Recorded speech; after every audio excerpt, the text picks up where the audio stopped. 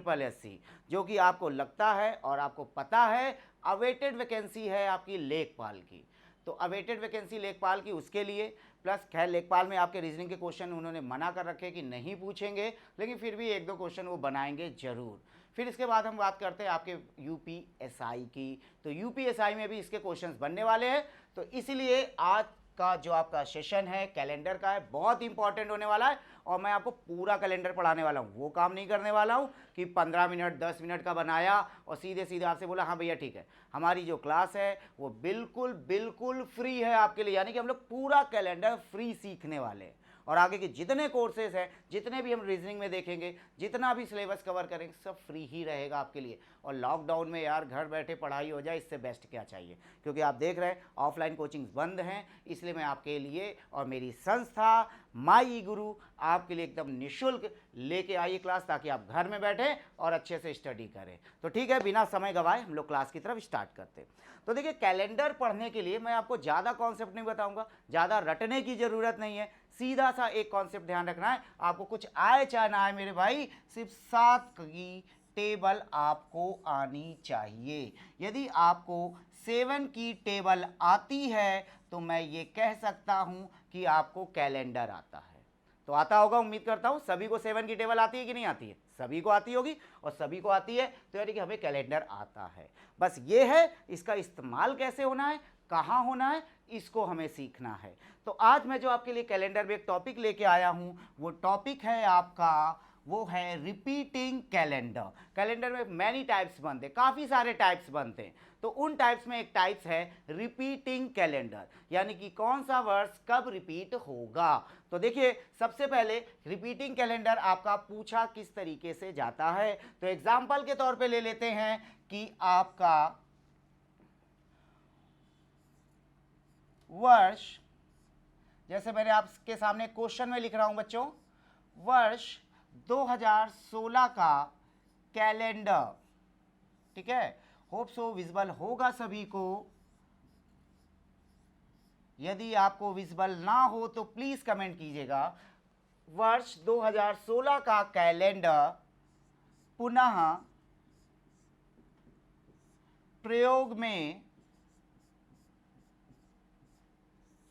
कब आएगा, इस टाइप का आपको क्वेश्चन मिलेगा। और आपको एज यूजुअल जैसे ऑप्शंस होते हैं 4 ऑप्शन मिलेंगे। तो इसको हम बेसिक से भी देखेंगे और क्या छोटा तरीका अपना सकते हैं उसको भी हम देखेंगे। सबसे पहले देखते हैं, यदि हमें इसको शॉर्ट ट्रिक से करना, क्योंकि एग्जाम हॉल में क्या होता है बच्चों, बेसिक तो मैं बताऊंगा, नो डाउट बेसिक बताऊंगा, कॉन्सेप्ट क्लियर होना चाहिए। लेकिन एग्जाम में क्या होता है, हमारे पास ना के बराबर समय होता है। यदि ना के बराबर समय, तो हमें कम से कम समय में क्वेश्चंस को ज़्यादा करना है। तो ज़्यादा करने के लिए हमारे लिए जाहिर सी बात है शॉर्ट ट्रिक ही यूज होगी, लेकिन बेसिक कॉन्सेप्ट क्लियर होना चाहिए, क्योंकि बेसिक कॉन्सेप्ट यदि क्लियर होगा तभी आपको कैलेंडर अच्छे समझ में आएगा। तो चलिए सबसे पहले शॉर्ट ट्रिक देखते हैं। तो सबसे पहले इस क्वेश्चन को यदि हम सॉल्व करेंगे, उसको सॉल्व करने के लिए कुछ बेसिक पॉइंट समझ लेते हैं। बेसिक पॉइंट क्या है, आप सभी को बच्चों इतना तो पता होगा, और नहीं पता है तो उसके लिए आपके रीजनिंग गुरु यहाँ आपके सामने खड़े हैं। सबसे पहला पॉइंट आपको ये पता होना चाहिए कि लीप ईयर क्या होता है। तो बच्चों बहुत ही सिंपल सा कॉन्सेप्ट है, जो संख्या या जो ईयर आपका मॉडुलर डिवीजन होगा 4 के, ठीक है, डिवीजन नहीं होगा, मॉडुलर डिवीजन होगा। मॉडुलर डिवीजन में कोई भी आपका रिमाइंडर नहीं बचता है, ठीक है, यानी कि 4 से पूर्ण रूप से आपका विभाजित होना चाहिए। और दूसरा आपको यह भी ध्यान रखना है, यदि वो वर्ष आपका सेंचुरी ईयर है तो आपका बच्चों वो मॉडुलर डिवीजन होना चाहिए 400 के। एक एग्जाम्पल यदि ले ले तो ज़्यादा शायद समझ पाएंगे हम लोग। तो एग्जाम्पल क्या है, एग्जाम्पल ये है कि यदि मान लीजिए हमारे पास वैल्यू आती है 2020, तो बच्चों यहाँ पे हम डिवीज़न करेंगे, मॉडुलर डिवीज़न करेंगे 4 का। क्लियर हुआ। लेकिन यही क्वेश्चन हमारे पास बच्चों आ जाएगा ये, क्लियर। तो आपको यहाँ पे 4 का डिवीजन नहीं करना है, क्योंकि हमें क्या है, ये हमारा सेंचुरी ईयर है बच्चों। तो सेंचुरी ईयर है तो बच्चों किसका डिवीजन करना है, हमको यहाँ से 400 का करना है। क्लियर हुआ। तो लीप ईयर की पहचान क्या है, हम कैसे रिकग्नाइज करेंगे कि ये हमारा लीप ईयर है? तो बहुत इजी कॉन्सेप्ट है, कुछ नहीं करना है, मॉडुलर डिवीजन 4 या मॉडुलर डिवीजन 400। 4 का डिवीजन कहाँ करना है? जब आपके लास्ट में, ये भी हम कह सकते हैं यदि लास्ट में डबल जीरो हो ना, लास्ट में डबल जीरो हो तो आपको 400 का करना है, और यदि सिंगल जीरो या फिर डबल जीरो ना हो, ऐसा भी कह सकते हैं, डबल जीरो ना हो तो हमें 4 का डिवीजन करना। क्लियर हो गया?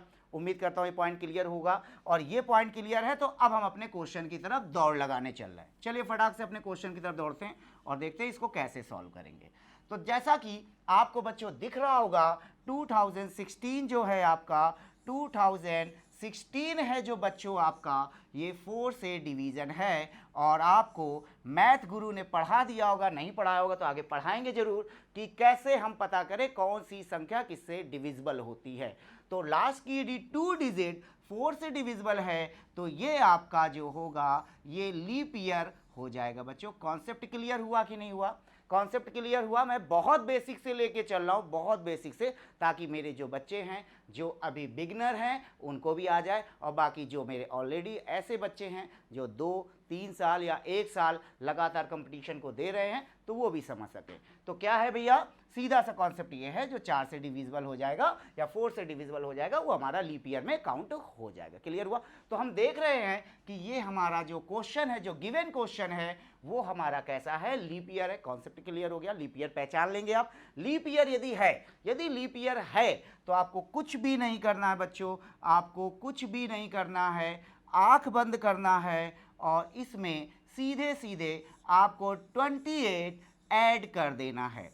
तो जैसे ही 28 ऐड करेंगे तो हमारे पास 2044 हमारा आंसर आ जाएगा। क्लियर हुआ कि नहीं हुआ? क्या करना है, फिर से कॉन्सेप्ट क्लियर करते हैं।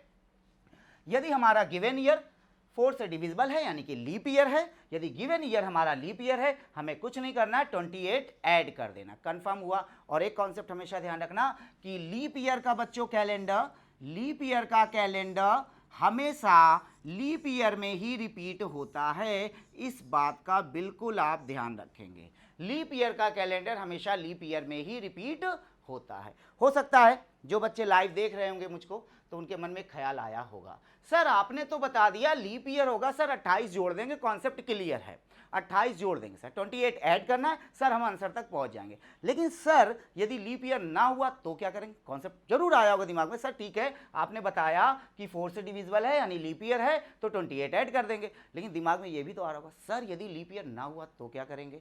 कोई दिक्कत नहीं, उसके लिए भी घबराने की जरूरत नहीं है। उम्मीद करता हूँ ये कॉन्सेप्ट आपको क्लियर हुआ होगा। अब लीप ईयर नहीं है तो क्या करेंगे? एग्जाम्पल ले लेते हैं तो ज़्यादा अच्छे समझेंगे। चलिए एक एग्जाम्पल के माध्यम से इस क्वेश्चन को समझेंगे।